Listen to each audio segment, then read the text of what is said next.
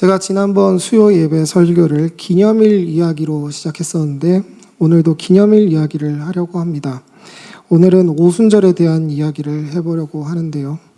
많은 사람들이 오순절이라는 말은 들어봤지만 그 의미에 대해서 성경적으로 잘 모르는 경우가 많은 것 같습니다. 오순절이 언제인지에 대해서 설명할 수 있는 성도들도 드문 것 같습니다. 이는 기존 정통교회가 인본주의에 물들어서 사람이 듣기 좋은 이야기들만 하느라 하나님을 아는 지식을 기피한 결과라고 생각이 듭니다. 그리고 그 틈을 타서 은사주의 계통의 이단들, 가령 신사도 운동이나 베레아 아카데미 같은 곳에서 이 오순절이라는 단어를 자기들의 브랜드명처럼 강탈해 갔습니다. 왜 정통교회는 이런 이단들에게 오순절이라는 이름도 빼앗기고 성도들도 빼앗기게 되었을까요? 왜냐하면 오히려 이단들은 잘못된 방법으로라도 어떻게든 성경을 가르치기 때문입니다. 오히려 이단들이 성경적으로 더 진지한 곳이라는 이미지를 왜 가지게 되었는지에 대해 기존 정통교회는 스스로 반성하는 태도를 가지고 상고해야 한다고 생각합니다.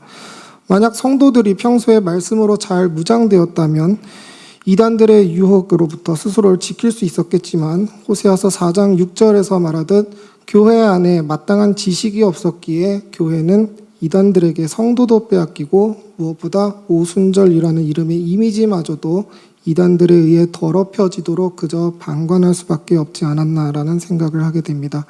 그래서 오늘은 오순절에 대한 성경 말씀을 통해 오순절이 가지고 있는 단어의 이미지를 우리 안에서 새롭게 하면 좋겠습니다. 오늘 말씀을 통해 성령 하나님에 대한 지식이 우리를 배부르게 하고 만족하게 하기를 소망합니다. 여러분, 앞에서도 언급한 바 있지만 오순절은 언제일까요? 오늘 우리가 읽은 본문 16절에 힌트가 있습니다. 바로 50일이라는 표현인데요. 오순할 때 오는 숫자 5이고 수는 한자어로 숫자 10을 의미합니다. 우리가 어르신들 7순잔치, 8순잔치라고 말할 때 그 순과 오순절의 수는 같은 순입니다. 그래서 오순절은 어떤 날로부터 50일이 지난 날이라는 뜻을 가지고 있습니다. 그럼 무슨 날을 기준으로 50일일까요? 15절을 보면 안식일 이튿날 곧 너희가 요제로 곡식단을 가져온 날부터 7 안식일의 수요를 채우고 라고 하는데 안식일은 7일째 있는 날이고 그 안식일이 7번 있다면 7 곱하기 7로 49가 됩니다. 그래서 오순절을 다른 말로 77절이라고도 합니다. 그 기준이 되는 안식일 이튿날 곧 요제로 곡식단을 가져온 날은 초실절이라는 절기인데요. 이 초실절은 이름에서도 알 수 있듯이 초실, 즉 첫 열매를 하나님께 바치는 날입니다. 가나안 땅에서 겨울이 지나고 처음으로 수확되는 곡식은 보리인데요. 그래서 이 초실절에는 하나님께 보리의 첫 단을 드리는 날입니다. 나중에 더 설명을 드리겠지만 이 초실절은 그리스도의 부활을 상징합니다. 오순절은 이 초실절을 기점으로 50일째가 되는 날이고 이 원리에 따라 매년 부활절을 기점으로 50일째 되는 주일을 성령 강림 주일로 의무는 아니지만 저희가 속한 고신총에도 지정했습니다. 올해는 6월 8일이었습니다. 이 오순절의 의미를 알려면 50일의 기준이 되는 초실절의 의미와 그 초실절이 포함되어 있는 6월절 절기의 의미를 알아야 합니다. 왜냐하면 오순절은 이 6월절과 초신절의 의미상 연결되어 있는 절기이기 때문이죠. 어쩔 수 없이 설명이 복잡해지는데요. 쉽게 표로 구조를 설명하자면 니산월 14일인 금요일이 6월절의 첫날이고요. 그 다음 날인 15일 토요일이 안식일이고 그 다음 16일 일요일이 초실절입니다. 그래서 우리 개신교는 금요일에 원래 토요일인 안식일을 지키는 것이 아니라 예수님이 부활하신 일요일을 우리의 주일로 지키고 있는 것입니다. 그래서 이 초실절로부터 50일 이후가 오순절인데 여기서 6월절의 의미부터 설명을 드리자면 요한복음 19장 14절에 보면 예수님이 6월절 준비일에 본디오 빌라도의 판결을 받고 십자가 형벌이 시작되었다고 합니다. 유대 전통에 의하면 하루라는 것은 해가 지고 난 저녁부터 시작되기에 여기서 유월절 준비일은 목요일이 아니라 유월절 당일인 금요일 낮에 해당되는 시간입니다.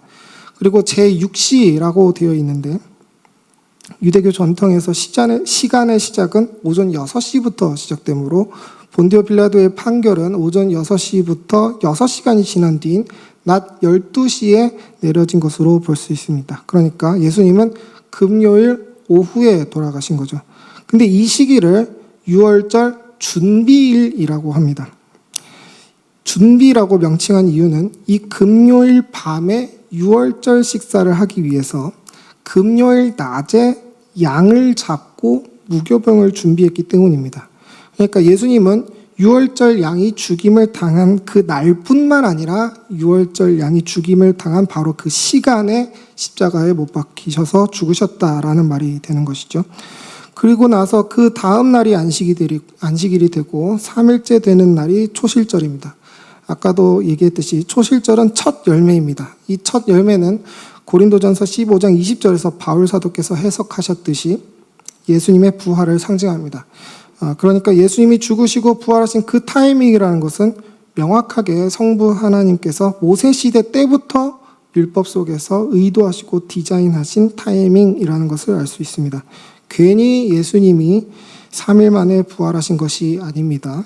예수님도 성부 하나님의 율법적인 예언을 성취하시기 위해서 3일 만에 부활하셨고 성부 하나님도 그리스도의 영광을 위해 3일째에 그리스도를 죽은 자 가운데서 살리신 것입니다.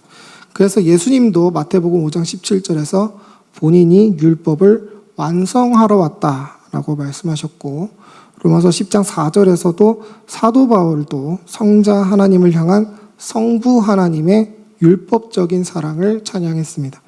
성부 하나님께서 율법을 주셨을 때는 그저 사람들을 올가매는 규율로 주신 것이 아니라 그리스도의 영광을 드러내는 복음으로 주셨다라는 것입니다.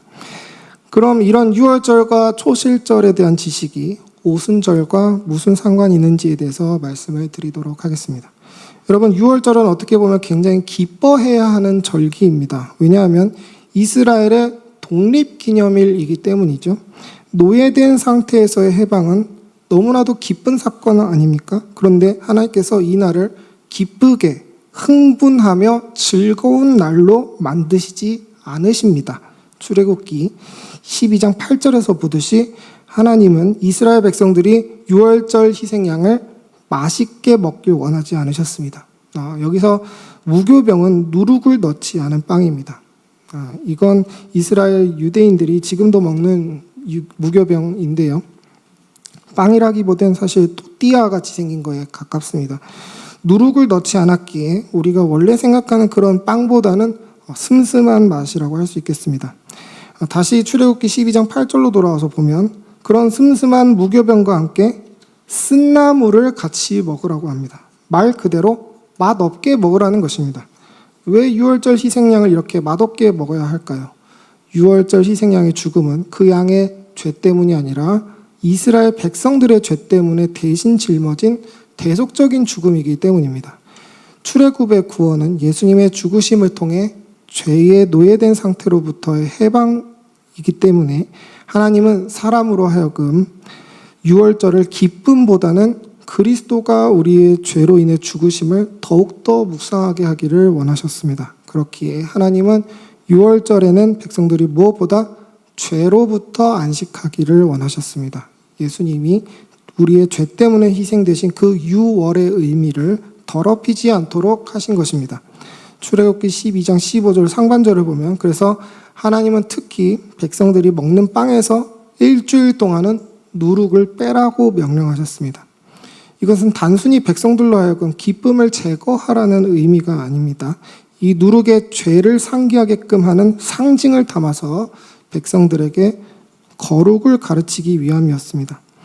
여러분, 누룩이라는 것은 쉽게 말해서 곰팡이 균입니다. 곰팡이는 부패하고 썩는 것을 상징하고 썩는다는 것은 죽음을 상징하고 죽음은 죄의 결과이기 때문에 거룩하시고 생명의 주인 되신 하나님께서는 이런 부패하고 썩는 것을 미워하십니다. 그래서 나실인 규정이나 제사장 규정에도 마찬가지고 일반 백성들에게도 시체를 만졌을 때에는 반드시 정결 규례에 따라 절차를 따르라고 명령하셨습니다. 제사장과 나실이는 아예 접촉을 금지시켰고요. 곰팡이에 대해서도 마찬가지인데, 예를 들어 레위기 14장 40절에서 보면은 여기에 색점이라고 하는 것은 곰팡이입니다. 만약 집에서 곰팡이가 나면 그 집의 부분을 아예 도려내서 폐기해야 되는데, 폐기하는 곳도 그냥 동네 뒷산 이런 곳이 아니라 꼭 성 밖으로 구태여 나가서 폐기해야 됩니다. 이는 썩는 것과 부패한 것은 하나님의 나라에 속하면 안 된다, 세상에 속한 세속적인 것이다 라는 것을 보여주는 것이죠. 하나님이 그러신 것처럼 하나님의 백성들도 썩는 것을 미워해야 했던 것입니다. 그리고 44절에 곰팡이를 제거한 집이 정결한지 안 한지는 그 집의 주인이 판단할 것이 아니라 영적인 권위를 가진 제사장이 판단할 권위라고 말씀하십니다. 말인즉 곰팡이를 제거하는 것은 단순한 위생적인 조치를 넘어서서 영적인 차원의 정결 행위라는 것입니다. 근데 이 곰팡이가 조치를 했음에도 불구하고 집에서 없어지지 않으면 어떻게 될까요? 45절에서 보듯이 아예 집을 허물라고 하십니다. 하나님이 얼마나 죽음과 관련된 것들을, 썩는 것과 관련된 것들을 미워하시는지 엿볼 수 있는 대목인 것이죠. 누룩도 이런 곰팡이균의 일종으로서 반죽에 넣으면 음식이 썩을 때 나는 시큼한 냄새를 유발하는데, 이는 누룩이 반죽의 안에 있는 당을 이산화탄소와 알코올로 분해하기 때문입니다. 그 분해 과정에서 기포가 발생하고 그 기포로 인해 빵이 부풀어 올라서 우리가 빵을 먹을 때 단면을 보면 여러 가지 구멍이 나 있는 것들을 볼 수 있는 것이죠. 우리 하나님께서 이런 누룩 넣은 빵을 미워하셨습니다. 레위기 2장 11절 상반절에서 보듯이 하나님께 바치는 모든 제물에는 반드시 이 누룩이 제거되어야만 했습니다. 심지어 출애굽기 12장 15절을 보면 가장 정결해야 하는 6월절에는 아예 모든 백성들의 집에 가지고 있던, 저장해 놓아있던 누룩까지 모두 다 버리라고 명령하셨습니다. 먹지도 말고 아예 가지지도 말라는 것이죠. 고린도전서 5장 8절을 보면 사도 바울도 이 누룩을 우리의 악과 죄와 연결시켜서 비유하는 것을 볼 수 있습니다. 오직 순수한 밀가루 반죽인 무교병이 되도록 노력하자라고 말하죠. 이 순수한 무교병은 예수님을 뜻합니다. 예수님이 성찬하실 때에 이것이 내 몸이다 라고 하시면서 주셨던 떡도 이 무교병이었습니다. 하나님은 원래 오직 이 정결한 누룩 넣지 않은 무교병만을 받으셨습니다. 그런데 충격적이게도 오직 단 한 번의 예외가 율법 안에 주어졌습니다. 그것이 무엇입니까? 오늘 보면 17절에서 하나님이 오순절에만큼은 누룩을 넣은 빵을 바치라고 말씀하신 것입니다. 당시 이스라엘에서 오순절은 대대적인 추수의 기간이었고, 이는 초실절의 확장판입니다. 부활의 첫 열매인 예수 그리스도를 따라 수많은 생명들이 하나님께 나아오는 날이 오순절인 것이죠. 그렇게 초실절에 대한 묵상 없이 오순절을 즐기면 안 되는 것입니다. 그러면 하나님은 어째서 순수한 밀가루 반죽만을 가지고 만든 빵을 받으시다가, 그것만 받으시다가 순수한 밀가루 안에 누룩이 첨가된 빵을 받게 되셨을까요? 그것은 성령 하나님의 연합하게 하시는 사역과 관련이 있습니다. 여러분, 성령 하나님은 죄인인 우리를 예수 그리스도와 연합하게 하십니다. 이는 원래 율법에 어긋나는 일입니다. 죄가 없으신 예수님은 우리와 한 몸 되실 수 없는 게 원래 맞습니다. 하지만 성령 하나님께서 우리를 예수님과 연합시키십니다. 고린도전서 12장 13절에 보면 성령으로 세례를 받아 우리가 그리스도와 한 몸이 된다고 합니다. 에베소서 2장 18절을 보면 성령 안에서 아버지께 나아가고, 쭉 이어서 22절에 그리스도 안에서, 성령 안에서 함께 지어져 간다라고 합니다. 마태복음 1장 18절에 보면 그리스도께서도 우리와 연합하시기 위해 사람의 몸을 입으셨을 때도 누구 안에서 그것이 이루어집니까? 성령 하나님 안에서 이루어집니다. 성령 하나님은 그리스도와 우리를 연합시키십니다. 그것이 꼭 신비한 일로만 이루어지는 것이 아닙니다. 요한복음 14장 26절을 보면 성령님은 예수님이 말씀하신 것을 교회에 가르치신다고 합니다. 예수님의 뜻과 우리의 뜻을 연합시키신다라는 것이죠. 무엇보다 말씀 안에서의 연합인 것입니다. 요한복음 16장 13절에서도 보듯이 성령님은 자기 마음대로 말하지 않으며 오직 들은 것을 말하신다고 합니다. 즉 예수님이 이미 가르치신 것들을 말씀하신다라는 것이죠. 여기서 잠시 여담이지만 소위 지금 시대의 오순절 운동을 자처하면서 성령 사역을 강조하는 이단들은 성경에 없는 이야기들을 하면서 검증할 수 없는 이야기들은 모두 성령님이 알려주셨다고 손쉽게 자기가 뱉은 말에 쥐니 검증을 퉁쳐버리는데 요한복음 16장 13절에서 보듯이 자기 마음대로 말하는 것은 성령님 안에서 나온 열매가 될 수가 없습니다. 성령님은 예수님이 주신 말씀 바깥에서 활동하지 않으십니다. 성령님조차 말씀의 울타리를 벗어나지 않으시고 겸손하게 자리를 지키시는데 도대체 이단들은 무엇을 근거로 성경적이지 않은 가르침을 정당화하는 걸까요? 우리가 말씀을 붙잡는다면 그들의 휘황찬란한 신비주의가 성경 안에서는 다 거짓이라는 것을 알고 스스로를 지킬 수 있는 것입니다. 성령은 예수님의 말씀과 우리를 연합시키시는 분이신데 그들은 오히려 예수님의 말씀과 우리를 멀리 떨어뜨려 놓는 분리주의자들인 것이죠. 어쨌든 돌아와서 성령님은 여전히 우리가 그리스도와 연합될 수 없는 죄인들임을 아시고 우리를 인내하십니다. 유명한 성경 구절이죠. 로마서 8장 26절에서 보듯이 성령님은 탄식하시면서 우리와 예수 그리스도의 연합을 위해 기도하고 계시다라고 합니다. 이렇게 연합시키시는 성령님이 순수한 밀과 누룩이 연합하는 날인 오순절에 오셨습니다. 그리고 이 오순절에 신약교회가 태어나고 예수님은 교회의 머리가 되셨으며 교회는 예수 그리스도를 머리로 삼는 예수님의 몸이 되었습니다. 교회와 예수님이 한 몸이라는 것이 감동적으로 드러나는 예는 사도행전 22장 7절에서 엿보이는데 이때 아직 회개하지 않은 사울이 신약교회를 핍박할 때에 예수님이 나타나서 말씀하시기를 네가 왜 나를 핍박하느냐라고 하십니다. 예수님은 네가 왜 내 교회를 핍박하느냐라고 하시지 않으셨습니다. 사울은 이 땅의 교회를 핍박했지만 그 교회의 고통은 한 몸 대신 그리스도의 고통이었던 것입니다. 그 다음 절인 8절에서도 사울이 누구냐라고 물어보니 예수님께서는 나는 내가 핍박하는 예수다라고 하십니다. 네가 핍박하는 교회의 수장인 예수다라고 하지 않으셨습니다. 마치 사울에게 직접 고난을 받으신 것처럼 네가 핍박하는 예수다라고 하셨습니다. 이 교회의 원수였던 사울도 성령 안에서 예수님과 연합하여서 나중에 골로새서 1장 24절에서 자기의 고난을 자기의 것이라 하지 않고 그리스도의 고난이라고 고백합니다. 이처럼 성령님은 연합될 수 없는 자들을 그리스도와 연합시키는 분이신 것입니다.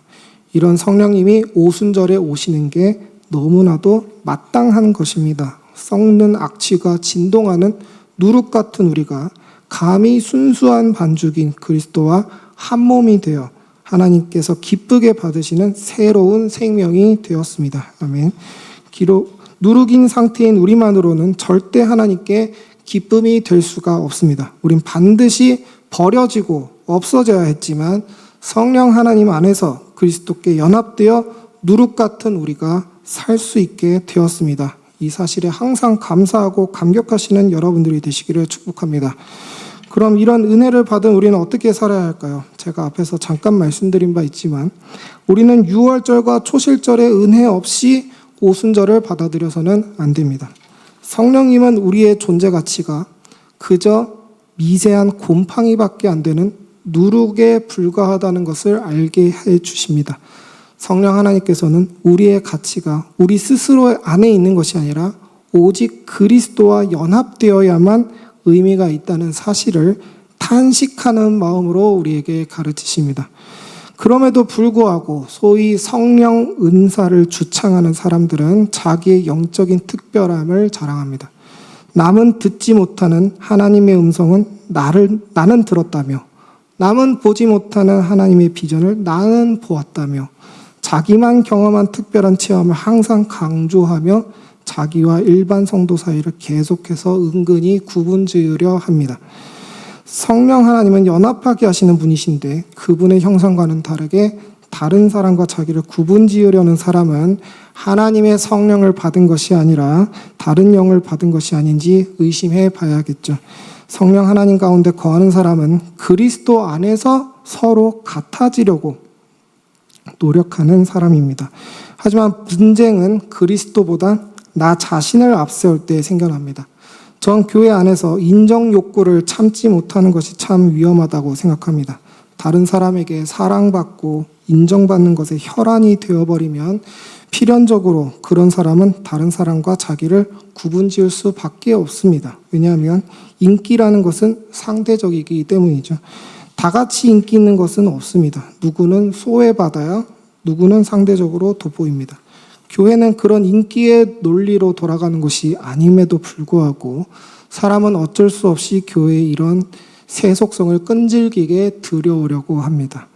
누룩과 같았던 자신이 그리스도라는 정결한 무교병에 소속되어 한 몸이 되었다는 것만을 자랑해야 할 성도는 그리스도만으로 배부르고 만족해야 하는데 그 그리스도로 채워지지 않으면 그 공백을 다른 사람의 인정으로 채우려고 하며 사람들의 관심을 끌려고 하고 자기가 한 만큼에 대한 인정이 없으면 분노에 휩싸이고 자기가 거저 베푼 것처럼 준 호의에 대한 보답을 은근히 계산하며 그런 세속적인 것들로 하나님의 거룩한 교회를 조금씩 병들게 만듭니다.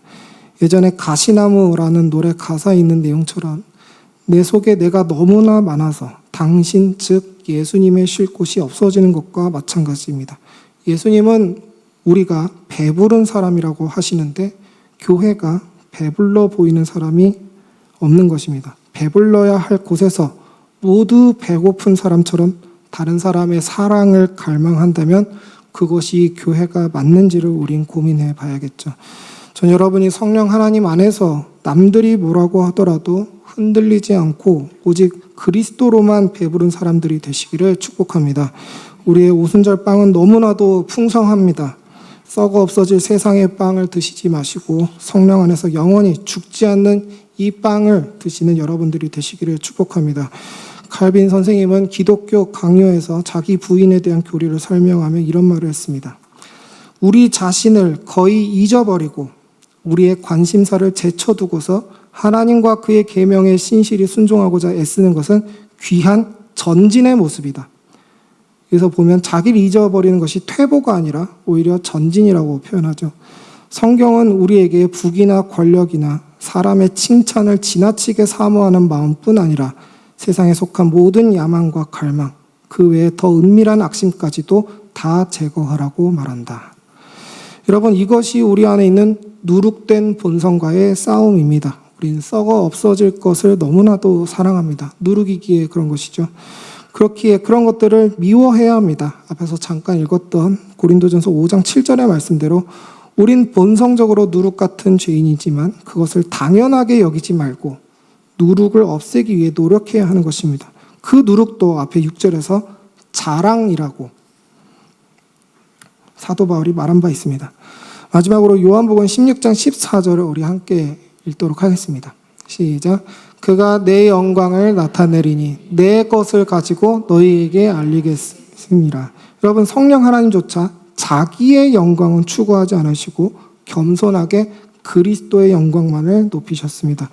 이 성령 하나님의 지배를 받으시는 우리 하나님교회 성도님 여러분께서도 성령 하나님의 이 형상을 서로에게 보여주시는 귀한 일이 있기를 축복합니다. 교회 안에서 세상적인 자랑과 인간적인 권력은 너무나도 무의미합니다. 썩어 없어질 것에 시간과 마음을 쏟지 마시고 영원한 것을 통해 항상 배부르고 풍족한 여러분들이 다 되시기를 주님의 이름으로 축원합니다.